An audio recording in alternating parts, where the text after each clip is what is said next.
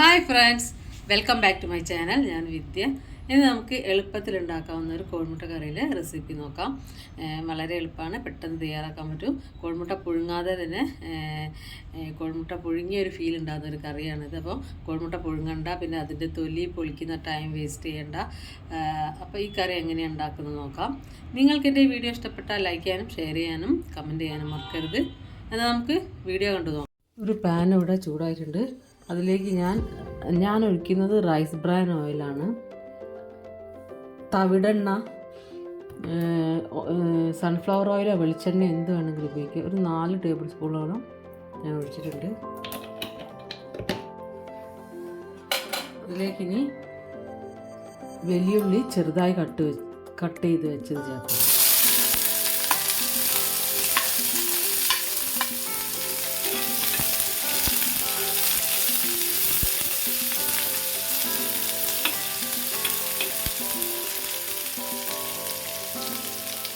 പിന്നെ ഇഞ്ചി വെളുത്തുള്ളി ചെറിയൊരു കഷ്ണം ഇഞ്ചി, ഒരു 4 വെളുത്തുള്ളി ചേർക്കുന്നുണ്ട്.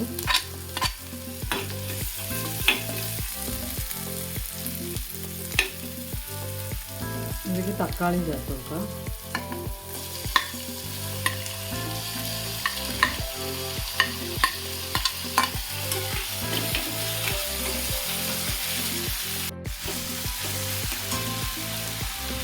നന്നായി വഴറ്റിയതിന് ശേഷം 1/4 ടീസ്പൂൺ മഞ്ഞൾപ്പൊടി,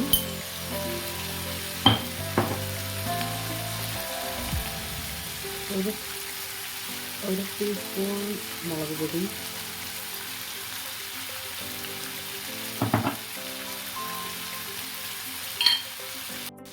ഒരു ടീസ്പൂൺ മല്ലിപ്പൊടി,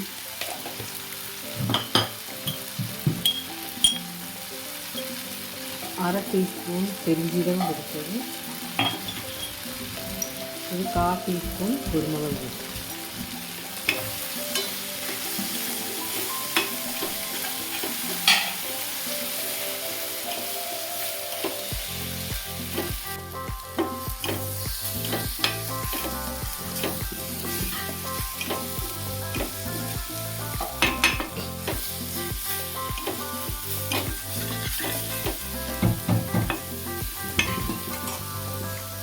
ചേർത്ത്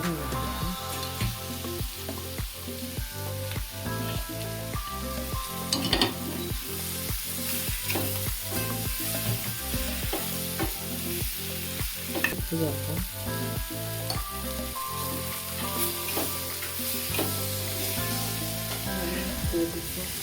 വെള്ളം ഒഴിക്കാം.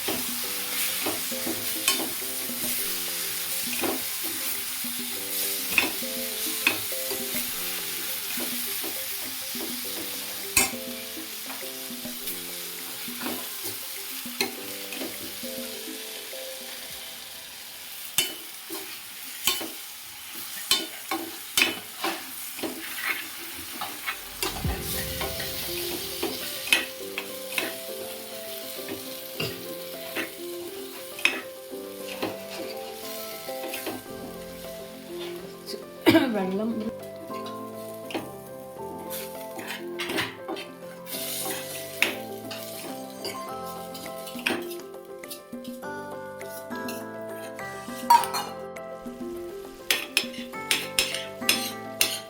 ഇത് നന്നായിട്ട് ഏകദേശം അത് വറ്റി വന്നിട്ട് ഇതിലേക്ക് ഞാൻ ഈ സൈഡിൽ ചെറിയൊരു ഹോളാക്കിയിട്ടുണ്ട്. കുറച്ച്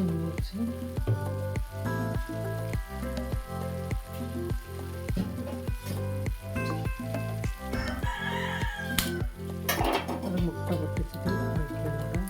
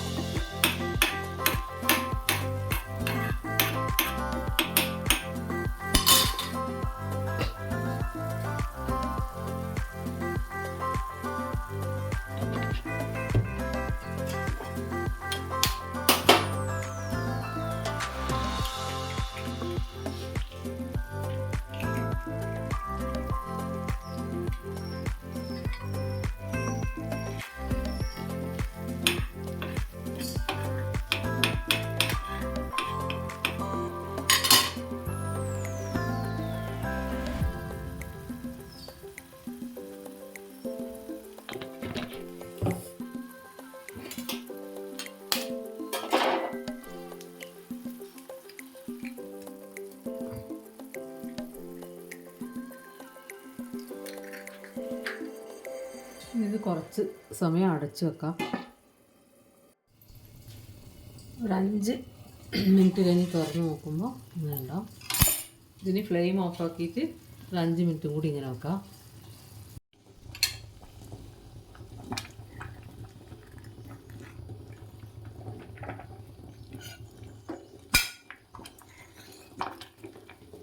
വളരെ ടേസ്റ്റി ആയിട്ടുള്ള മുട്ടക്കറി ഇവിടെ റെഡി ആയിട്ടുണ്ട്.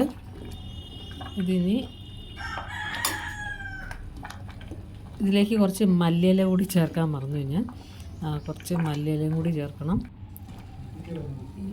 മല്ലിയില ഇതിലേക്ക്